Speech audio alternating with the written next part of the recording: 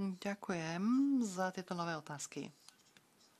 Hľadala som štatistiku, aby som vám mohla nejaké štatistické údaje dať, pokiaľ ide o Next Gen EU. 31. decembra 2023 sme vyšetrovali 258 prípadov, ktoré sa týkali Next Gen EU. Odhadovaná škoda takmer 2 miliardy eur. 90% týchto prípadov vychádza z hlásení, ktoré dali kompetentné národné orgány a teda 90% súkromné subjekty. Takmer 200 z týchto prípadov sa otvorilo v Taliansku, nie preto, že by v Taliansku bol problém, ale majú niečo veľmi mimoriadne a to je tá Guardia di Financia.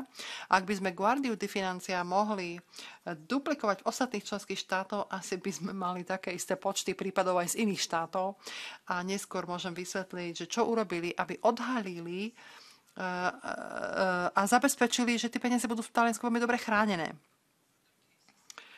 A máme prípady aj v Rakúsku, v Rumunsku, kde úroveň odhaľovania tohto typu trestnej činnosti sa zlepšila, ale ešte stále musíme pracovať na odhaľovaní v niektorých členských štátoch. Stále máme 0 prípadov, buď preto, že prostriedky tam neboli záslané, alebo je problém s úrovňou odhaľovania, alebo preto, že ak tie prípady boli odhalené, neboli nahlásené Európskej prokuratúre. A podľa mňa hlavný problém je nedostatočné odhaľovanie trestnej činnosti, teda nedostatočné kapacity schopnosti. Preto hovorím o tom Guardia di Finanza, lebo oni majú taký analytický prístup, proaktívne odhaľovanie, robia rizikové analýzy a dokázali odhaliť tieto trestné činy. Je zaujímavé povedať, že vidíme akési prekopírovanie týchto trestných činov v Taliansku, taký copy-paste, lebo tá typológia, ako zločinci vlastne konajú, bola rovnaká, aj keď trestný čin bol spáchaný na celom území Talianska a boli to iní ľudia, ktorí páchli tú trestnú činnosť, ale ako keby oni mali nejakú šablónu, podľa ktorej postupovali pri týchto trestných činoch. Čo sa týka Slovenska,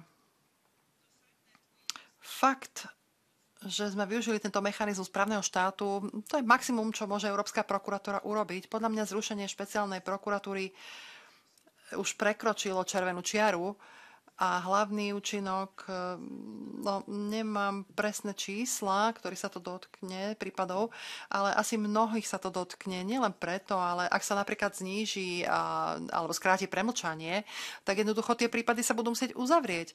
Hlavný problém je, že ak sa stratí špecializácia prokurátorov a policajtov, a vidíme teraz v prípade Európskej prokuratúry, aké je dôležité mať vlastne špecializovaných prokurátorov, ktorí v tejto oblasti pracujú, práve preto, že tá finančná trestná činnosť nie je jednoduchou oblasťou.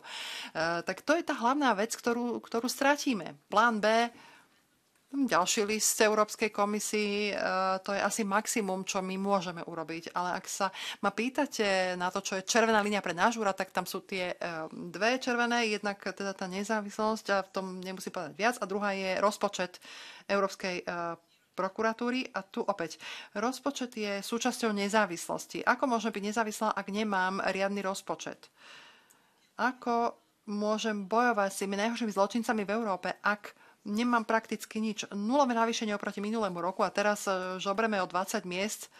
To jednoducho nie je seriózne. Nemali by sme v tej situácii byť. A keď sa pozrieme na organizovaný zločin, oni majú dve výhody oproti teda orgánom presadzovania práva. Majú peniaze a flexibilitu. S tou flexibilitou nemáme až taký problém, pretože my máme Európsku prokuratúru a sme jediný úrad, ktorý funguje v 22 členských štátoch a nemáme hranice v rámci EPPO. Ale čo sa týka peňazí, áno, súhlasím, nemáme neobmedzené zdroje, ako má organizovaný zločin, ako majú zločinecké skupiny, ale aspoň to minimum, ktoré je potrebné, aby sme si mohli svoju prácu robiť, preto sa sem vraciam, viem, áno, ani mňa to už nebaví hovoriť o tom rozpočte, ja viem, že vy už ste teda unavení z toho, čo stále hovorím o tom rozpočte, ale ak naozaj chceme niečo urobiť, ak chceme niečo zmeniť, potrebujeme aspoň to minimum.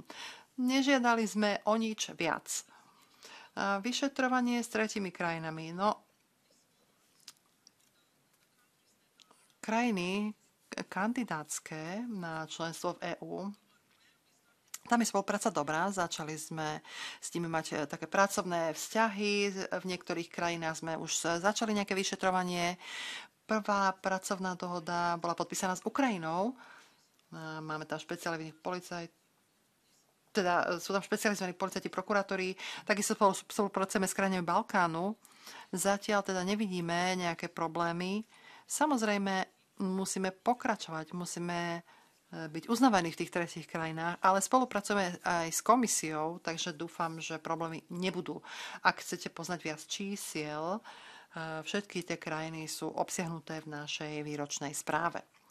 Čo sa týka otázky pani Holmajer o podvodoch na clách a z DPH, možno ja nie som tá najsprávnejšia, aby ktorá má parlamentu hovoriť, čo má urobiť s legislatívou, ale vyjadrím jeden z názorov. Jednak je to revízia nariadenia o Európskej prokuratúre, lebo musíme vyjasniť kompetencie Európskej prokuratúry, najmä pokiaľ ide o tento typ prípadov, pretože v niektorých členských štátoch jednoducho nemôžeme vykonávať svoje právomoci. A druhá myšlienka by bola revízia nariadenia 904, aby mohol Eurofis priamo spolupracovať s Európskou prokuratúrou. To by bol taký návrh. Ďakujem pekne.